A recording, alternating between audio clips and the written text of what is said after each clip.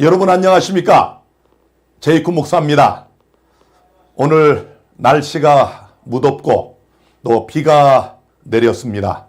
오늘 하루를 잘 보내셨습니까?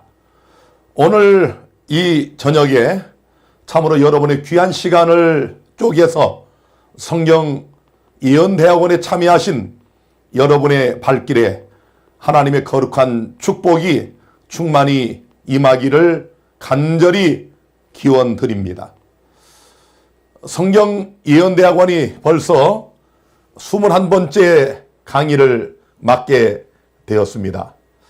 대장정의 다니엘서 24강이 이제 3번밖에 남지를 않았습니다. 특별히 이번에 다니엘서의 강의를 통해서 벌써 수많은 영혼들이 이 진리를 깨닫고 또 안식일을 깨닫고 그동안 20년 혹은 10수년 혹은 평생 다니던 그런 교회들에서 단호하게 나와서 안식일 예배를 명광 미디어를 통하여 드리시는 이런 영혼들이 점점 늘어나고 있습니다. 이렇게 다니엘서의 예언의 능력은 엄청난 것입니다. 지금까지 우리가 공부한 이 영상들을 통해서 향후 더 많은 영혼들이, 특별히 바벨론 안에 있는 하나님의 귀한 백성들이 진리를 찾아 나오게 되는 역사가 일어나게 될 것을 제가 확신합니다. 무엇보다 이 다니엘서가 끝나고 이제 다니엘서와 짝을 이루고 있는 요한계시록의 예언을 연구할 때는 더더욱 큰 역사가 나타나리라고 제가 확신합니다. 여러분 함께 기도 많이 해주시고 이 성경 예언대학원이 제가 처음에 말씀을 드린 것처럼 늦음이 성령의 불씨가 돼서 죄악으로 어두워진 이 땅, 거짓과 오류가 편만한 이 세상을 환하게 비추는 늦은비 역사로 나타나게 되기를 함께 기도하며 또 힘을 모아주시기를 간절히 바랍니다. 오늘의 강의 주제는 다니엘서 10장입니다. 역사의 4번째 드라마의 서론을 오늘 우리가 공부하게 됩니다. 그런데 어느 분이 지난 영상에 댓글에 보니까 이런 질문을 하셨습니다. 솔로몬이라는 닉을 가지신 분께서 성소 정결에 대하여 공부하고 있는데 궁금한 것이 있어 하나만 질문하고 싶습니다. 다니엘서 8장 14절에 2300주야까지니 성소가 정결하게 되리라고 하고 있는데 여기 정결하게 되리라, 이것이 과거형이라 이 말이죠. 과거형. 그 뜻은 2300주야가 끝나는 해에 성소 정결이 끝났다는 뜻이 아닌지요? 정말 예리한 질문을 해 주셨습니다. 사실은 과거형이 아니고 완료형으로 되어 있어요. 완료형. 자, 이번 말씀은 성소가 정결하게 되리라, 완료형이니까 이미 그때 끝났어야 되지 않느냐? 그런데 왜 제이콥 목사는 이것이 미래에 끝날 것이라고 해석하고 있느냐, 이런 질문이 되겠습니다. 더 좀 읽어볼까요? 그러면 성소 정결, 죄의 도말과 심판, 이건 벌써 끝난 것이 아닌가요?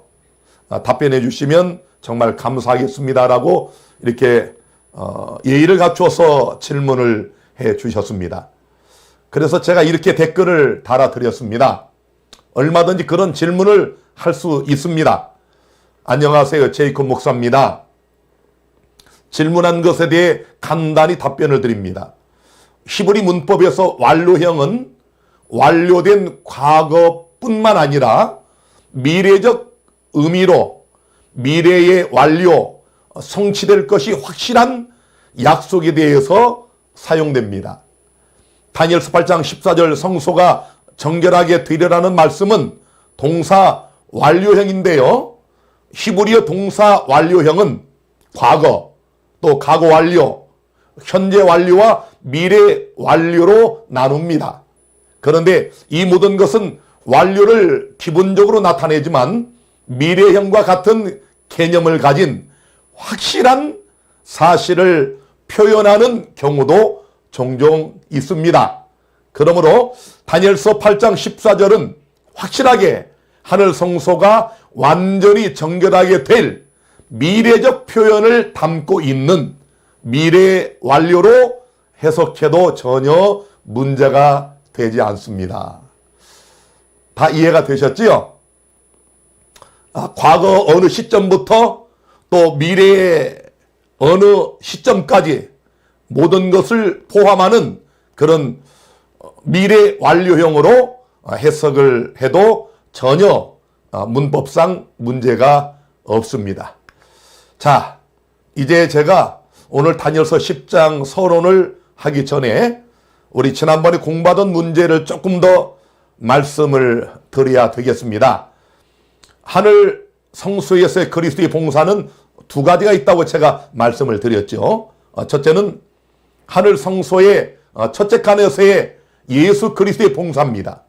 예수님께서 하늘로 승천하신 서기 31년 그때로부터 2300주야가 끝나는 1844년까지는 계시록 1장 13절에 보면은 조 때 사이에 인자 같은 이가 발에 끌리는 옷을 입고 가슴에 금띠를 띠고, 그렇습니다. 여기 예수님께서 승천하신 이후 서기 한 96년, 그 100년경 사도 요한이 계시 가운데 보니까 예수님께서 7 촛대 사이로 걸어 다니셨어요. 분명히 그때 예수님께서는 하늘 성소에서 봉사하고 있는 모습을 보여주신 것이 분명합니다. 그리고 두 번째 예수님의 사역은 하늘 성소의 둘째 칸 지성소에서의 봉사입니다. 2300주야 끝나는 1844년부터 예수님 재림 때까지. 그래서 계시록 11장 19절에 보면 이에 하늘에 있는 하나님의 성전이 열리니, 이것 보세요. 하늘에 있는 하나님의 성전이 열리니, 성전 안에 하나님의 뭐가 보였습니까? 언약궤가 보였죠. 히브리 6장 19절과 20절에도 휘장 안에 들어가나니 그리로 앞서가신 예수께서 멜기세덱의 반차를 좇아 영원히 대제사장이 되어 우리를 위하여 들어가셨느니라. 저는 이 히브리서의 복음을 읽을 때마다 참 가슴이 뜁니다. 여러분, 이해가 되십니까? 만왕의 왕, 만주의 주 되신 예수님, 영존하신 아버지요, 본래 그 신분이 하나님이신 그분이 여러분과 나를 위하여 죄를 다루는 대제사장의 직분을 가지시고 휘장 안에 들어갔다고 말씀하고 있지 않습니까? 우리가 계시록의 말씀만 보더라도 1장에는 7 촛대의 성소, 11장에는 하나님의 성전이 열리면서 거기에 언약궤가 보이는 지성소가 분명히 있지 않습니까? 그래서 우리 이 다니엘서를 지금 우리가 공부하면서 제가 다니엘서 8장을 해석한 것처럼 예수님께서 대제사장의 신분으로 여러분과 나를 위하여 하늘 지성소에 들어가셨다. 얼마나 정확한 해석입니까? 자, 이렇게 너무 성경으로 명확하게 확인될 수 있는 이런 기본적 사실조차도 저 일반 장남리 교인들은 모릅니다. 관심도 갖지 않습니다. 자, 여러분, 이제 우리가 이 다니엘서 7장의 심판과 다니엘서 8장의 성소 정결의 그 의미를 한번 대조해 보겠습니다.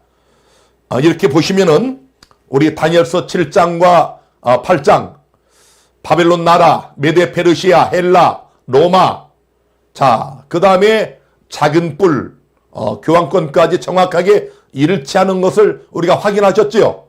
자, 그 다음에 하나님의 나라. 자, 하나님의 나라.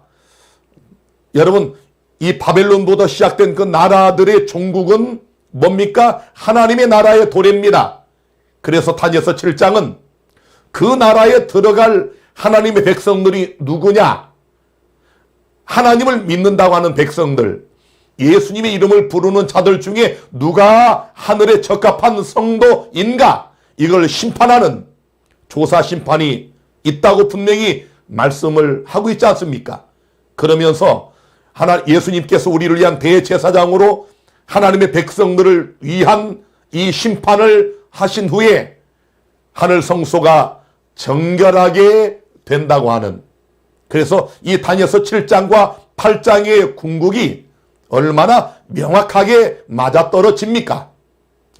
자, 그런데 여러분, 왜 성소 정결이 심판인가 좀 궁금하지 않습니까? 다니엘서 7장의 심판, 다니엘서 8장의 성소 정결, 어떤 연관성이 있을까요? 레위기 16장 30절에 보면은 이날에 너희를 위하여 속죄하여 너희로 정결케 하리니 너희 모든 죄에서 너희가 여호와 앞에 정결하리라. 분명히 이 표상적 복음인 레위기서의 대속죄일은 속죄하여 하나님의 백성들이 여호와 앞에서 정결하게 되는 것을 목적으로 하고 있지요. 자, 속죄를 하면 하나님의 백성들이 모든 죄에서 정결하게 된다. 그런데 반면에 레위기 23장 29절에 보면은 이날에 스스로 괴롭게 하지 아니하는 자는 그 백성 중에서 끊쳐질 것이라. 자, 이제 눈치를 채셨습니까? 대속죄일은 죄를 철저하게 회개한 성도들은 그들이 모든 죄에서 정결하게 하는 정결함을 입게 되지만, 그러나 죄를 정직하게 내어놓지 않고 고백하지 아니한, 죄를 해결하지 않은 백성들은 성도들에게서 끊쳐질 것이라. 놀랍고 두려운 사실 아닙니까? 이게 조사심판입니다. 하나님을 믿는다고 공언하는 백성들, 예수님을 사랑한다고 고백하는 이 땅의 무수한 사람들 중에 누가 진짜 알곡이냐? 이 알곡에서 가라지를 골라내는 겁니다. 누가 진짜 양이냐? 염소에서 갈라내는 겁니다. 분리하는 겁니다. 자, 그래서 이 대속죄일의 의미는 성소가 정결하게 되는, 하나님 백성들이 죄를 고백하여 마음이 정결하게 될 때 더 이상 성소로 옮겨질 죄가 없기 때문에 성소가 정결하게 되는 이 역사와 더불어서 죄를 해결하지 못한 사람들은 백성 중에서 영원히 끊쳐지는 심판의 날임을 우리가 알 수 있지 않습니까? 그래서 성소 정결은 곧 심판이라는 이 단어와 밀접한 연관이 있다는 사실을 삼척 동자도 알 수 있지 않겠습니까? 자, 히브리서 9장 7절에 보면은 오직 둘째 장막은 지성소죠. 대제사장이 홀로 1년 1차씩 들어가되 피 없이는 아니하나니 이 피는 자기와 백성의 허물을 위하여 드리는 것이라.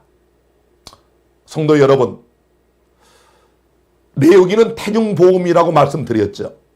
그런데 여기 태중복음의 성취격인 히브리서를 보세요. 여기서도 분명히 둘째 장막 지성소를 1년에 한 번씩 들어가는 것을 분명히 언급하고 있지 않습니까? 그러면서 11절과 12절에 보면은 그리스도께서 장래 좋은 일에 대제사장으로 오사 손으로 짓지 아니한, 곧 이 창조에 속하지 아니한 더 크고 온전한 장막으로 말미암아 염소와 송아지의 피로 아니하고, 염소와 송아지의 피로 아니하고 오직 자기 피로 영원한 속죄를 이루사 단번에 성소에 들어가셨느니라. 자, 또 어떤 분들이 여기서 질문할 수 있습니다. 목사님, 여기 예수님이 지성소가 아니라 성소에 들어갔다고 되어 있지 않습니까? 예수님이 하늘로 승천하시자마자 그냥 지성소에 들어가셨지, 무슨 2300주야가 끝나는 그때까지는 성소에 있다가 그 다음에 2300주야가 끝나는 1844년 10월 22일부터 지성소에 들어갔다고 주장을 합니까? 일반 개신교 신학자들이나 목사들은 얼마든지 그런 의문을 품을 수가 있습니다. 그런데 아까 제가 이미 성경으로 말씀을 드렸지 않습니까? 서기 96년경 요한계시록을 쓸 당시에 사도 요한이 그 당시에 보니까 예수님은 분명히 하늘 성소 7 촛대가 있는 그 사이를 걸어 다니셨지 않습니까? 그 후에 계시록 11장 19절에 하늘의 성전이 열리면서 언약궤가 있는 지성소가 있지 않습니까? 자, 성경은 이렇게 해석을 해야 됩니다. 편견을 가지고 예수님이 2300주야가 끝나는 그때 하늘 지성소에 들어간 것을 부정하기 위하여 마음을 먹고 성경을 보면 이해가 안 되게 돼 있습니다. 그런데 여러분, 여기 이 성소, 하기야, 이 원어를 보면은 이 하기야라는 단어 자체는 성소도 의미할 수 있고 지성소도 의미할 수가 있습니다. 그래서 우리 교회에서 출판한 책이 아닌 일반 개신교 신학자들이 출판한 이 헬라어 원어 성경, 소위 원전을 보면 이 하기야, 이걸 지성소라고 거기 번역을 해놨습니다. 아시겠습니까? 그래서 여기 대제사장, 왜냐하면 지성소는 일반 제사장들은 못 들어갑니다. 대제사장만 1년 1차 거기에 들어갑니다. 우리 예수께서 장래일의 좋은 일의 대제사장으로 오사 손으로 만든 것이 아니고 곧 이 창조에 속하지 아니한 더 크고 온전한 장막, 하늘 장막 아닙니까? 이 땅의 것은 모형과 그림자고 원형과 실체는 하늘에 있다고 성경이 분명히 말씀하고 있지 않습니까? 하늘에 어디요? 지성소, 하기야. 어떻게 해요? 오직 자기의 피를 가지고 속죄를 이루시고 단번에 하늘 지성소에 들어갔다고 말씀하고 있지 않습니까? 자, 그러면서 13, 14절에 더 놀라운 말씀을 하십니다. 염소와 황소의 피와 및 암송아지의 죄로 부정한 자에게 뿌려 그 육체를 정결케 하여 거룩케 하거든 하물며 영원하신 성령으로 말미암아 흠없는 자기를 하나님께 드린 그리스도의 피가 어찌 너희 양심으로 죽은 행실에서 깨끗하게 하고 살아계신 하나님을 섬기게 못하겠느냐. 참 의미심장한 말씀입니다. 제가 이 두 구절만 갖고도 1시간을 설교할 수 있습니다. 여러분, 과거 모형과 그림자인 성막에서 염소나 이 짐승의 피, 이것들로 정결하게 했습니다. 하물며 그런 말이에요. 하물며 지금 예수 그리스도께서 여러분과 나를 위하여 대제사장의 직분을 취하시고 하늘 지성소에 들어가셨어요. 짐승의 피가 아닌 거룩한 예수 그리스도 당신의 피를 가지고 우리를 위하여 하늘 지성소에 들어가셨습니다. 지금 그 얘기하는 겁니다. 제가 과거적 복음, 미래적 복음 말씀드렸죠. 예수님께서 아기 예수로 오셔서 십자가에 죽으시고 부활하시고 승천하시는 그 모든 과정은 과거적 복음, 이미 이루어진 것입니다. 재림하시고 우리에게 새하늘과 새 땅을 선물하시고 영생을 주시는, 이건 미래적 복음, 앞으로 성취될 복음이에요. 그렇다면 이 과거적 복음과 미래적 복음을 잇는 가장 중대한 현재적 복음, 다른 말로 현대적 복음이 무엇입니까? 예수님이 지금 어디서 우리를 위하여 무엇을 하고 계신가? 예수님이 여러분과 나를 위해서 하시는 모든 일이 복음이에요. 자, 그런데 여기 예수님께서 고귀한 예수 그리스도 당신의 피를 가지고 여러분과 나를 위하여 하늘의 둘째 성막 지성소에 들어가셨다.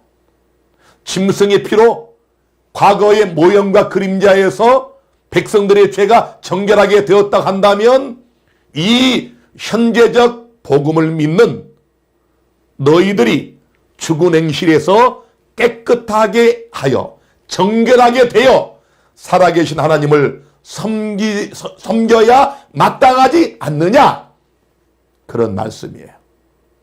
현재적 복음을 깨닫는 성도들, 지금 여러분과 나를 위해 사는 지성소에 계신 그리스도 예수의 복음을 깨닫는 백성들은 정결하게 되는 경험을 누릴 수 있다는 얘기입니다. 이 땅에 얼마나 많은 예수를 믿는다고 하는 그리스도인들이 예수의 십자가를 사랑한다고 입만 열면 공언하는 그들이 이 죽은 행실에서 벗어나지 못하는지 아십니까? 정말 이 그리스도의 피의 효력, 효용, 능력을 믿는 성도들은 이 땅의 죄들에서 벗어나는, 죄와 싸우기를 피 흘리기까지 하여 죄를 이기는 삶을 살게 되어 있다.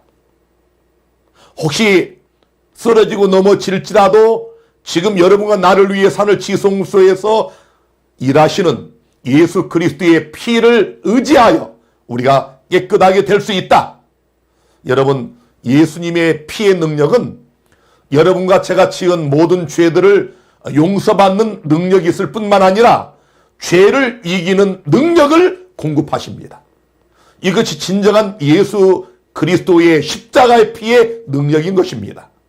예수님의 십자가를 사랑한다고 고백하고 입만 열면 예수님의 피를 자랑하는 사람들이 죄를 이기지 못하고 옛날에 구습에 빠져서 죄와 더불어 산다면 이것이 과연 짐승의 피로도 정결하게 됐던 그들보다도 못한 것이 아니냐, 이런 얘기를 지금 히브리서 기자가 우리에게 하고 있는 것입니다.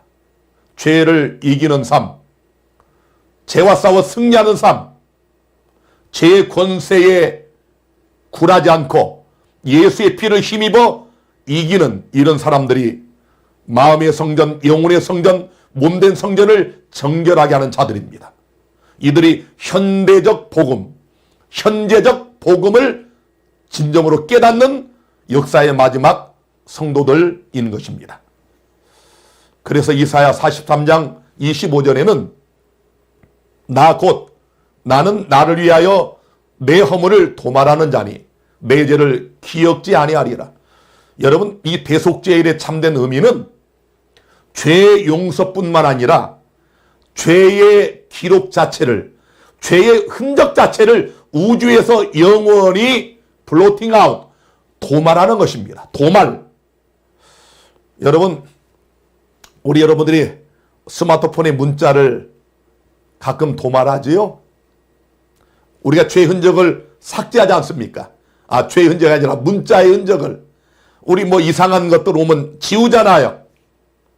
또 제가 누구에게 이렇게 문자를 보냈다가 이거 잘못 보냈다 하고 얼른 삭제하는 경우도 있지요. 우리가 분명히 도말을 하는데, 그걸 삭제하는데 현대 과학기술이 포렌식을 하면 그게 다 또 다시 나옵니다. 그런데 여러분, 하나님께서 우리 죄를 도말한다고 하는 것은 포렌식을 해도 다시 나타나지 않게끔 하나님이 기억하지 않는 도말입니다.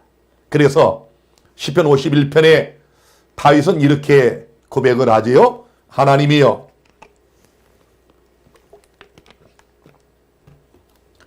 주의 인자를 좇아 나를 긍휼히 여기시며 주의 많은 자비를 좇아 내 죄과를 도말하소서. 나의 죄악을 맑게 씻기시며 나의 죄를 깨끗이 제하소서. 주의 얼굴을 내 죄에서 돌이키시고 내 모든 죄악을 도말하소서. 밧세바를 범하고 살인죄를 범한 참으로 두려운 죄를 범했던 다윗, 그가 이렇게 진심으로 회개하면서 자신의 그 더러운 죄가 하나님이 기억하지 않도록 도말시켜달라고 간언하고 있는 기도입니다.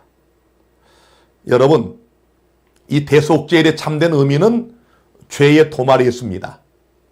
자, 우리 이제 범죄한 사람들이 그 대속물인 양이나 이런 짐승을 가지고 이 성소뜰에 들어가면 죄를 고백합니다.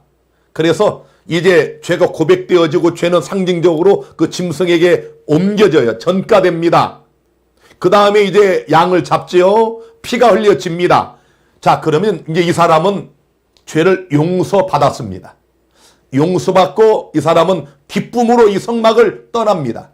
그런데 자, 이 사람이 지은 죄 때문에 누가 죽었습니까? 대속물인 양이 죽었습니다. 자, 그 양은 번제단에 저렇게 불에 태워지지만 그의 피는 제사장이 그 피를 가지고 성소에 들어가 휘장에 뿌립니다. 자, 그래서 죄 용서의 표징이 바로 이 성소에서 이루어집니다. 그리고 1년에 1일차씩 여러분, 그 200만 명의 이스라엘 백성이 날마다 지은 죄들 얼마나 많았겠습니까? 그래서 그들이 고백한 죄들, 그들 대신에 죽은 그 짐승의 피가 저 성소 휘장에 뿌려진다고 할 때 얼마나 더덕더덕 1년 동안 성소가 더러워졌을까요?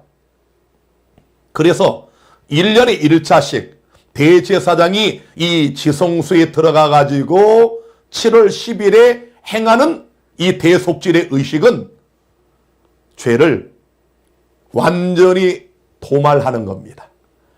상징적으로 이미 죄인은 죄를 고백하여 짐승의 죽음으로 죄에서 해방이 돼서 이 성막을 떠났지만 이 사람의 죄의 흔적은 대속물인 양의 피를 통하여 성소에 들어와 있어요. 옮겨져 있습니다.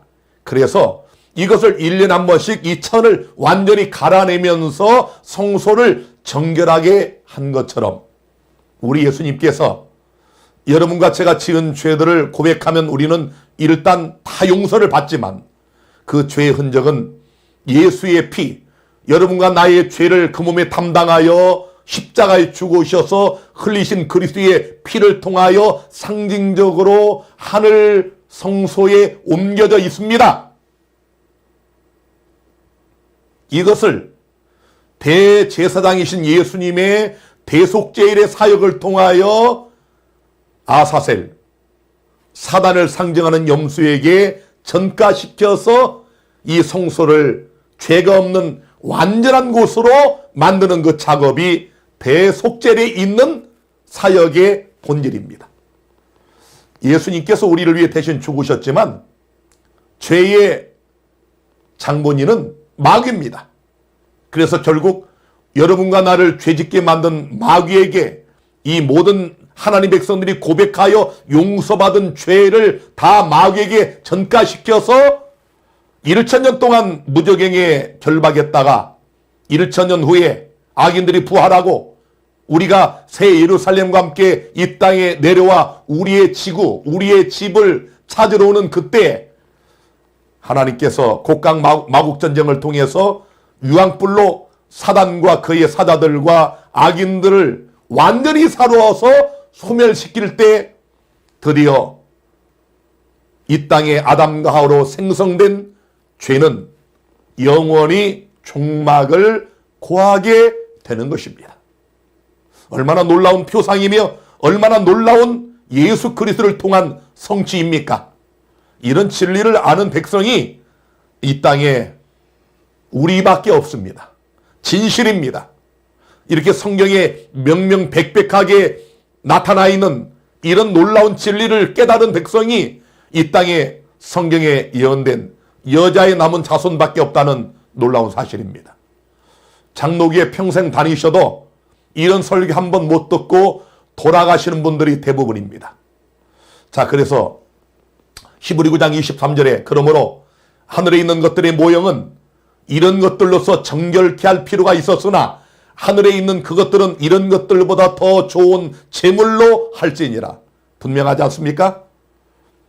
하늘에 있는 이 것들의 모형, 그림자, 이 땅에 모세를 통하여 만든 성막은 짐승의 피로 정결하게 했지만 하늘에 있는 원형은 짐승의 피보다 더 좋은 제물, 예수 그리스도의 고귀한 피를 통하여 정결하게 한다고 하는 성소 정결에 대한 분명한 말씀이 여기에 있지 않습니까?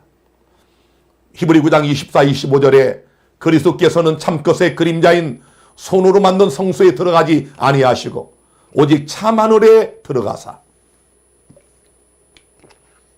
이제 우리를 위하여 하나님 앞에 나타나시고 대제사장이 해마다 다른 것의 피로써 성소에 들어가는 것 같이 자주 자기를 드리려고 아니하실지니. 자, 여러분, 한번 여러분이 각자 있는 그곳에서 저를 좀 따라서 하시기 바랍니다. 이제 우리를 위하여, 이제 우리를 위하여, 나를 위하여 예수께서 하늘 지성소에 하나님 앞에 나타나셨다. 우리가 다니엘 7장에 공부할 때 이미 배우셨지 않습니까?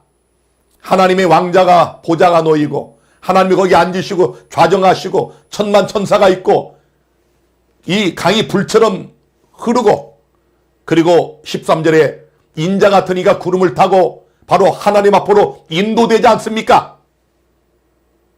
2300주야가 끝나는 마지막 때 예수께서 구름을 타시고 이 땅에 재림하실 준비를 하시고 이제 이때로부터는 언제든지 어떤 시간에 걸리지 않고 시간적 예언에 관계없이 하나님 백성들이 준비되면 재림하시겠다는 그런 결단을 예수께서 보여주시게 하여 구름을 타고 하나님의 보좌 앞으로 나타나시는 그 장면을 히브리서 9장도 이렇게 말씀을 하면서 26절에 그리하면 그가 세상을 창조할 때부터 자주 고난을 받았어야 할 것이로되 이제 자기를 단번에 제사로 드려 죄를 없게 하시려고 세상 끝에 나타나셨느니라. 얼마나 분명한 복음입니까?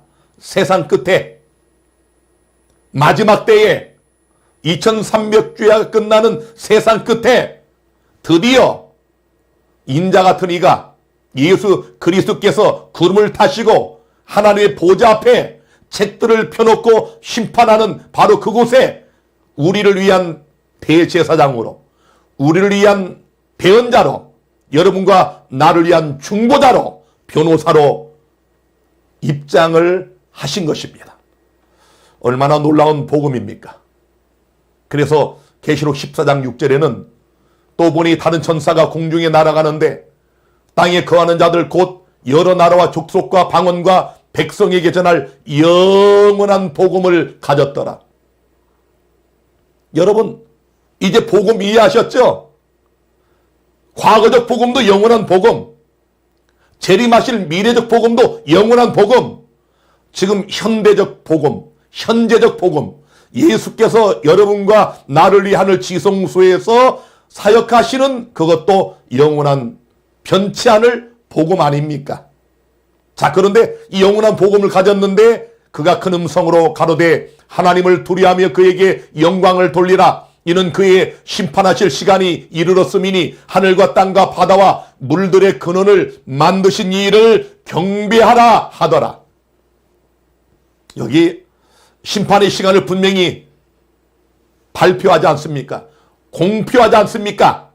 온 세상 만민이 듣도록 이 거룩한 하나님의 마지막 심판의 때가 이르렀다고 공파는 말씀 계시록 14장에서 우리가 확인할 수 있습니다. 자, 그런데 우리 하나님의 백성들이 이렇게 예수 그리스도 우리의 대제사장을 통한 대속죄를 통하여 죄를 도말받는데, 자, 이제 우리 용서받은 죄의 흔적 자체를 하나님이 영원히 도말하시는데 이것이 과연 성도들에게 복음인가? 자, 여러분, 심판이 복음인가? 다니엘서 7장 22절에 옛적부터 항상 계신 자가 와서 지극히 높으신 자의 성도를 위하여 신원하셨고 때가 이름의 성도가 나라를 얻었더라. 여기 신원, 다니엘서 7장 10절부터 나타난 심판이란 그 아람어 딘과 똑같은 단어입니다. 똑같은 단어예요. 하나님의 성도를 위하여 하는 심판, 이것이 조사 심판입니다. 이 심판이 끝나야 우리가 영원한 하나님의 나라를 얻게 되는 것입니다. 자, 그러므로 심판의 종국은 하늘 성소의 정결이고요. 다니엘서 7장과 8장이 이렇게 정확하게 연결이 되면서 여러분, 그렇게 돼야 구속이 완성이 되고 복음이 완결되는 것입니다. 얼마나 놀라운 복음의 절차입니까? 계시록 21장 3절에 보면은 내가 들으니 보좌에서 큰 음성이 나서 가로되 보라, 하나님의 장막이 사람들과 함께 있음에 하나님이 저희와 함께 거하시리니 저희는 하나님의 백성이 되고 하나님은 저희 친히 저희와 함께 계셔서. 자, 여러분, 아담과 하와가 범죄하고 에덴 동산에서 쫓겨났죠. 그리고 하나님이 에덴 동편에다가 화연검을 든 천사, 이 그룹 천사를 두면서 장막 텐트를 치셨어요. 범죄한 인간을 떠나지 않으시겠다고 하시는, 범죄한 인류가 다시 구속받을 수 있는 길을 열어준 동편의 그 하늘문, 이제 드디어 완성이 됐습니다. 하나님이 사람들과 함께 장막 텐트를 치시고 우리와 함께 거하시는 그 아름다운 땅, 그 뒷구절 봅니다. 4절에 모든 눈물을 그 눈에서 씻기심에 다시 사망이 없고 애통하는 것이나 곡하는 것이나 아픈 것이 다시 있지 아니하리니 처음 것들이 다 지나갔음이러라. 여러분, 이 말씀 읽을 때마다 우리 가슴이 뛰지 않습니까?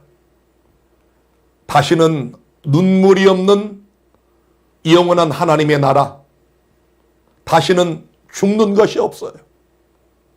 우리 인간이 가장 두려워하는 죽음이 없습니다. 다시는 사망이 없고 애통하는 것이나 곡하는 것이나 아픈 것이 다시는 있지 않습니다.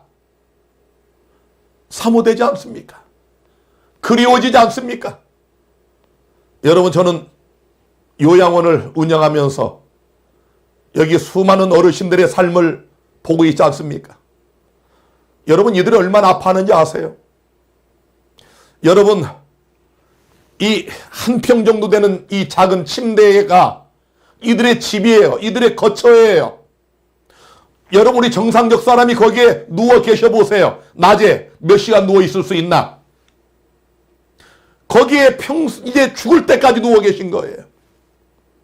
얼마나 외롭겠습니까? 더군다나 코로나 때문에 이제 면회도 다 중단돼 있잖아요. 가족들 손도 못 만져본 지가 1년이 넘었습니다. 얼마나 외롭겠어요? 얼마나 아픈지 아세요? 그런데 새늘과 새 땅은 이런 아픈 것이 다시는 있지 아니하리니 모든 눈물을 하나님께서 씻어주시는, 다시는 슬픈 눈물, 고통의 눈물, 아파서 신음하는 눈물이, 좌절의 눈물이, 절망의 눈물이, 실패의 눈물이, 가난의 눈물이, 질병의 눈물이 영원히 없는 그 나라를 하나님께서 여러분과 나를 위하여 예비하셨어요. 너희는 마음에 근심하지 마라. 하나님을 믿으니 또 나를 믿으라. 내 아버지 집에 거할 곳이 많도다. 내가 너희를 위하여 처소를 예비하러 가노니 가서 처소를 예비하면 내가 다시 와서 너희를 내게로 영접하여 나 있는 곳에 너희도 있게 하리라. 사랑하는 성도 여러분, 우리 주님이 그 처소를 예비하러 가셨습니다. 그 처소가 우리를 위한 새 예루살렘입니다.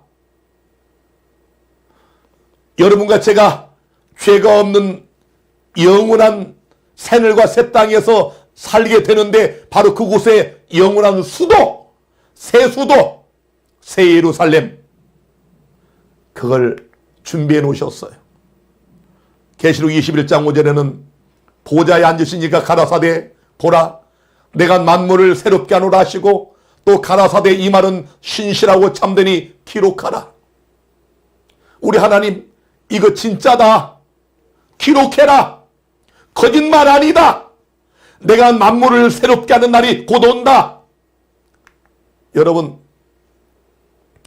우리가 주님의 재림을 맞아서 하늘에 가서 우리의 신랑 예수 그리스도와 함께 1000년 동안 신혼의 미로를 즐기고 하나님이 창조하신 온 우주를 여행 다니다가 1000년 후에 이 지구를 회복하러 옵니다. 그때 주님께서 여러분과 나를 위하여 2000년이 넘도록 처소를 예비하신 새 예루살렘, 우리의 상상을 불허하는 새하늘과 새 땅의 새로운 수도, 새 예루살렘과 함께 우리가 이렇게 이 지구를 향하여 내려오게 됩니다. 새 예루살렘과 함께 우리의 영원한 본향을 되찾게 하여 이 지구로 내려오는 그날, 오늘 성경예언대학원에 참여하신 우리 모든 가족, 모든 성도, 우리 여러분 모두가 다 그 나라의 백성으로 참여하시기를 간절히 바랍니다. 이건 그저 인간의 화가가 그려놓은 것에 불과하지만 제가 새늘과 새 땅 그림 중에 가장 좋아하는 그림 중에 하나입니다. 이 정도가 되겠습니까? 이건 조족지열일 것입니다. 이런 아름다운 새늘과 새 땅이 여러분과 나를 기다리고 있다는 사실 오늘 마음에 꼭 간직하시고 이제 우리에게 너무도 임박한 예수님의 그 재림과 새 예루살렘과 신천 신지를 위하여 우리 날마다 깨어서 예비하시게 되기를 간절히 바랍니다. 자, 이제 다니엘서 2장, 7장, 8장 예언의 결말을 좀 살펴보겠습니다. 이렇게 여러분, 우리처럼 성경을 이렇게 명확하게 성경적으로 역사적으로 해석하는 교회는 정말 없습니다. 자, 이렇게 보시면은 정확하게 그 결말이 영원한 나라, 하나님의 나라, 재림을 통하여 이루어지는 하나님의 나라.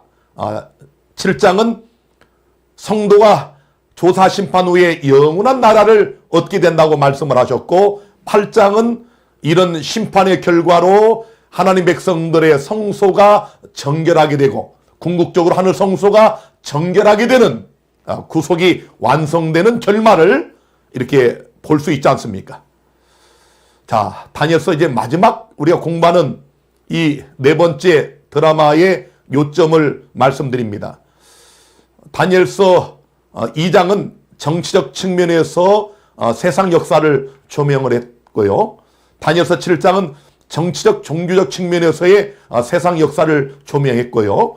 다니엘서 8장과 9장은 성소를 중심으로 이루어지는 인간 구속의 역사를 보여주고 있고요. 마지막 네 번째 드라마 10장부터 12장까지는 상징과 묵시 대신에 문자적 자의적 표현을 동원해서 대쟁투의 결말을 우리에게 보여주고 있습니다. 자, 다시 한번 여러분 잘 보십시오. 요걸 잘 보시면 우리가 예언 해석하는 것이 얼마나 성경적이고 역사적인 것인지를 삼척 동자도 알 수 있습니다. 자, 제가 좀 이 가리키는 것을 좀 봐주세요. 여러분 여기 지금 보시면은 이 2장, 7장, 8장, 12장의 이 여러분 이루어지는 순서와 결말을 보세요. 마지막 결말을 보십시오. 결말. 자, 열국 시대에 그 다음에 교황 로마가 등장하고, 자, 마지막 네 번째 드라마도 이교 로마와 교황 로마가 등장을 하는데 결말이 뭡니까? 2장은 재림, 7장은 성도의 심판, 8장은 성소의 정결, 마지막 네 번째 드라마는 미가엘이 등장을 하고 대환란이 있고 특별 부활이 있고. 여러분 무엇을 눈치를 채셨습니까? 자, 다니엘서 2장은 재림을 딱 보여줬죠. 재림이 있다. 그 다음에 제가 분명히 말씀드렸지만 이 다니엘서는 미완성으로 끝납니다. 이 다니엘서와 짝을 이루는 신약의 요한계시록의 1장이 볼지어다 구름을 타고 오시리라. 1장부터 재림을 얘기하죠. 자, 이 재림이 있고 그러면 재림까지 어떤 사건들이 전개되겠는가? 하나님 백성들이 우리 신랑 예수님을 재림을 통하여 맞기 전에 어떤 일이 전개될 것인가를 7장, 8장, 10장부터 12장까지 명확하게 보여주면서 재림 전에 조사 심판이 있고 재림 전에 성소가 정결하게 되는 일이 있고 재림 직전에 미가엘이 드디어 나타나고 재림 직전에 개국 이래 없는 환란이 있고 재림 직전에 특별 부활이 있다. 얼마나 놀라운 말씀의 역사적 전개입니까? 그런데 일반적 개신교인들은 2300주야를 우리처럼 풀면 그 2300주야의 결말로 나타나는 교회가 성경에 오직 한 교회밖에 없기 때문에 여자의 남은 자손인 우리를 부정하기 위해서 어디서부터 이걸 틀었습니까? 8장부터 틀어버립니다. 그래서 이 8장의 결말을 저 주전 2세기경에 시리아의 8번째 왕인 세르쿠스 왕조의 안티오쿠스 4세다. 아니 이게 말이 됩니까? 아니 여러분 만약 저들처럼 성경을 해석하면 이게 얼마나 우스꽝스럽습니까? 재림을 예언하고 심판을 말하고 마지막 개국 이르는 대환란을 말하고 특별 부활을 말하는데 8장만 주전 2세기경의 안티오쿠스 에피파네스 이야기다? 그걸 믿으세요? 얼마나 어리석은 해석이며 얼마나 엉터리 해석입니까? 왜냐하면 그렇게 억지로 엉터리로 해석을 해서라도 이 8장의 2300주야의 물줄기를 틀어버려야 여자의 남은 자손을 나타나지 않기 때문에 그 배후에 마귀가 이런 엉터리 성경 해석을 하도록 조종하고 있다. 이렇게 보시면 정확합니다. 사단이 싸우는 대상은 오직 여자의 남은 자손밖에 없습니다. 하나님의 안식일을 회복한 온전한 계명을 지키며 예언의 선물인 예수의 증거를 가진 교회, 이 땅에 유일한 한 교회밖에 없습니다. 그들이 성경이 말씀한 여자의 남은 자손입니다. 자, 그래서 다시 한번 이제 마지막 네 번째 드라마 다니엘서 10장 요건 서론입니다. 11장은 본론입니다. 그리고 결론 12장에 나타납니다. 이 성경은 참고로 제가 보고 있는 성경입니다. 그대로 좀 보여드렸습니다. 자, 이제 서론 들어갑니다. 한 10분 남았는데 제가 빨리 진행해서 하는 데까지만 말씀드리겠습니다. 다니엘서 제3학의 연대적 배경을 살펴보면 다니엘 10장 1절 들어갑니다. 바사왕 고레스 3년에 한 일이 벨르사살이라 이름한 다니엘에게 나타났는데 그 일이 참되니 곧 큰 전쟁에 관한 것이라. 다니엘이 그 일을 분명히 알았고 그 이상을 깨달으니라. 자, 여러분, 다니엘이 이건 깨달았습니다. 잘 이해를 하셔야 됩니다. 이건 분명히 알았고 깨달았다. 다니엘서 8장 2300주야는 알 수가 없이 미완성으로 왔고 이 10장의 요 큰 전쟁에 대한 요건 알았다, 그런 얘기입니다.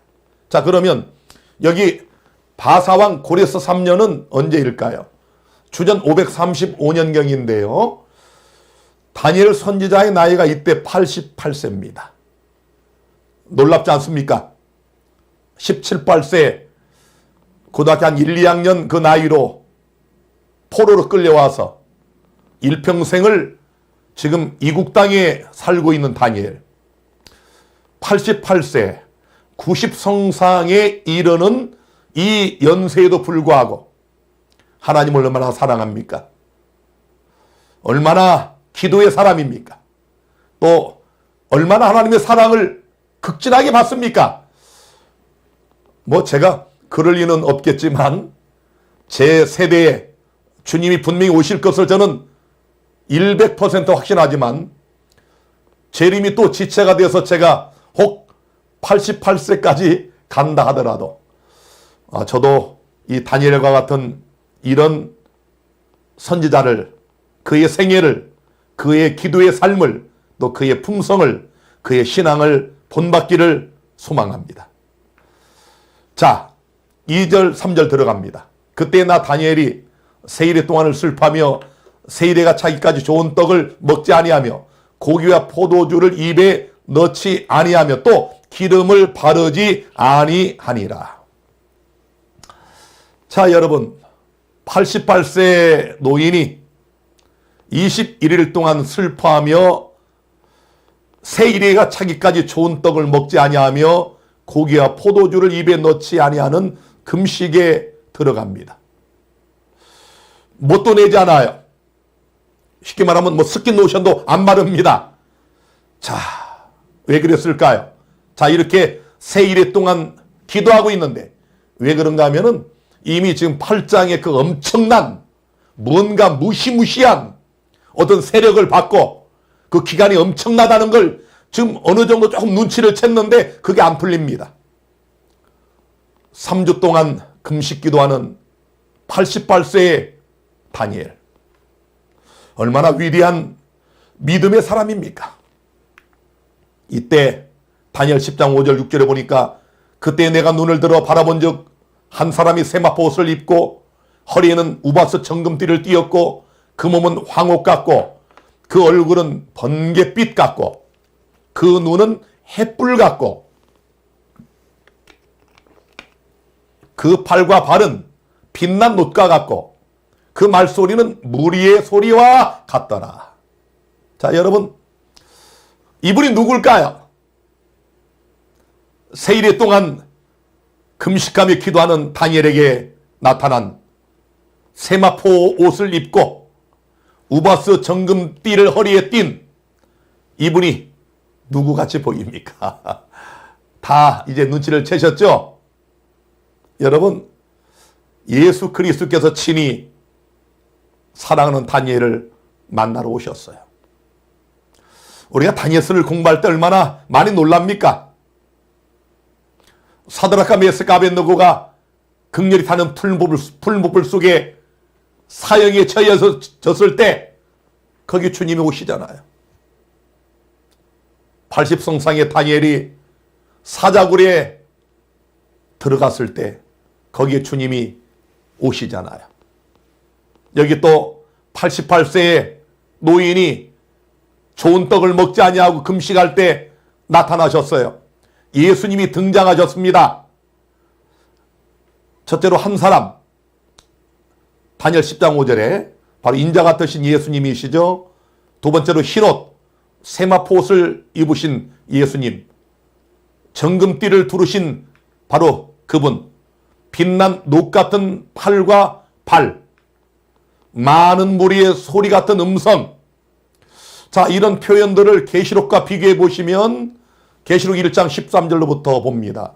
촛대사이에 인자 같은 이가 팔에 끌리는 옷을 입고 가슴에 금띠를 띠고, 다니엘 10장 6절에 정금띠를 둘렀다고 그랬지 않습니까? 그 머리와 털의 희가 흰 양털 같고 눈 같으며 그의 눈은 불꽃 같고 그의 발은 풀무에 단련한 빛난 주석 같고 그의 음성은 많은 물소리 같으며. 어떻습니까? 여기 88세 노인, 믿음의 위대한 거장 다니엘을 만나러 예수께서 오셨습니다. 얼마나 놀라운 은혜이며 자비입니까? 자, 그 다음 보세요. 8절 9절. 그러므로 나만 홀로 있어서 이 큰 이상을 볼 때 내 몸에 힘이 빠졌고 나의 아름다운 빛이 변하여 썩은 듯 하였고 나의 힘이 다 없어졌으나 내가 그 말소리를 들었는데 그 말소리를 들을 때 내가 얼굴을 땅에 대고 깊이 잠들었었느니라. 참, 야, 여러분, 원수들이 봐도 흠이 없는 다니엘, 위대한 기도의 사람, 믿음의 사람, 일국의 총리 대신인데도 불구하고 나라의 국법이 공포한 기도 금지령에 반대하여 담대하게 예루살렘을 향하여 창문을 열고 세 번씩 기도하다가 사자굴에 들어간 위대한 용사 다니엘. 이런 위대한 믿음의 사람도 예수님의 영광을 계시 가운데지만 보았을 때 이렇게 무너집니다. 이게 우리들의 모습입니다. 여러분은 경험 안 해보셨지요?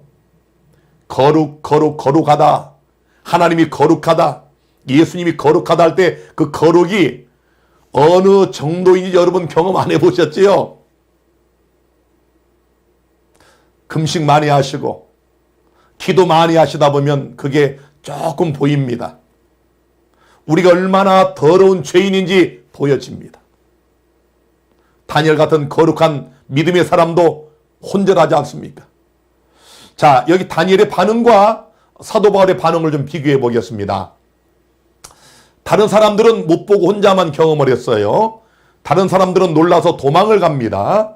육신의 힘이 없어지지요. 땅에 엎드려 잠이 들었습니다. 자, 사도행전 9장에 보면 사도 바울의 경험, 땅에 엎드러져 들음에 소리가 있어 가라사대 사울아 사울아 내가 어찌하여 나를 핍박하느냐 하시거늘 사울이 땅에서 일어나 눈은 떴으나 아무것도 보지 못하고 사람의 손에 끌려 다메섹으로 들어가서 사흘 동안을 보지 못하고 식음을 전폐하니라. 어떻습니까? 계시받는 환상을 보는 그런 모습들이 유사성이 있지요. 이것도 여러분이 잘 기억을 하셔야 우리가 계시록 공부하실 때 계시록 예언의 신, 예언의 선물, 또 우리에게 하나님께서 주신 마지막 선지자를 좀 더 여러분이 쉽게 이해할 수가 있습니다. 자, 이제 마지막 말씀 읽겠습니다. 11절.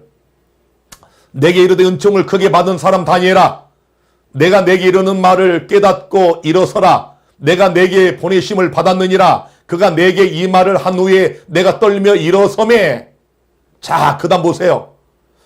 내가 깨달으려 하여 내 하나님 앞에 스스로 겸비케 하기로 결심하던 첫날부터 내 말이 들으신 바 되었으므로 내가 내 말로 인하여 왔느니라. 그런데 바사 국군이 21일 동안 나를 막았으므로 내가 거기 바사국 왕들과 함께 머물러 있더니 군장 중 하나 미가엘이 와서 나를 도와주므로 이제 내가 말일에 내 백성에 당할 일을 내게 깨닫게 하러 왔노라. 대저 이 이상은 오래 후의 일이니라. 자, 여러분 오늘 여기까지 보겠습니다. 이제 여러분이 궁금증이 막 일어나야 됩니다. 다니엘이 뜻을 정하여 금식 기도에 들어갔을 때 첫날부터 응답이 됐는데 여러분 막는 자가 있어서 21일이 걸렸습니다. 우리 육안으로 보이지 않는 영의 세계에 무서운 선악의 대쟁투가 있다는 사실을 여러분이 아셔야 됩니다. 여러분의 기도 응답되지 않을 때 답답하시죠? 어떤 기도는 수년을 드려도 응답이 없지요. 남편 구원 문제를 위해서 수십 년을 기도해도 응답이 없지요. 답답하시죠? 그러나 여러분이 눈물을 뿌리며 금식하며 골방에서 드리는 모든 기도마다 여러분이 기도하려고 무릎을 꿇을 때 이미 하나님이 아십니다. 이미 들으십니다. 다니엘과 같은 위대한 선지자도 21일 동안 선악의 대쟁투의 배후에서 이 기도응답을 막는 악의 세력이 있었다는 사실입니다. 이제 다음 시간에 그 선악의 대쟁투의 배후를 우리가 자세히 살피겠습니다. 바사 국군, 사단의 세력과 여러분 미가엘, 우리의 군 미가엘, 예수 그리스도의 놀라운 선악의 대쟁투 그 장면을 이제 10장, 11장, 12장까지 우리가 역사를 통해 살피게 됩니다. 사랑하는 성도 여러분, 오늘 말씀에 은혜 받으셨습니까? 참 저는 이걸 수도 없이 가르쳤지만 가르칠 때마다 제 마음이 몹시 영적으로 흥분하고 분기됩니다. 감동이 됩니다. 오늘 하나님께서 여러분과 나를 위해 주신 이 놀라운 예언의 말씀, 특별히 여러분과 나의 죄를 영원히 도말하시기 위하여 우리를 위하여 세상 끝에 대제사장의 직분을 가지시고 하나님 보좌 앞으로 나타나셔서 지금도 여러분과 나를 위해 열심히 태어나시고 일하시는, 중보하시는 우리의 대제사장 예수 그리스도를 우리 마음에 간직하시고 오늘 평안한 밤 되시기를 바랍니다. 여러분 감사합니다. 또 다음 주 일요일 저녁에 뵙겠습니다. 감사합니다.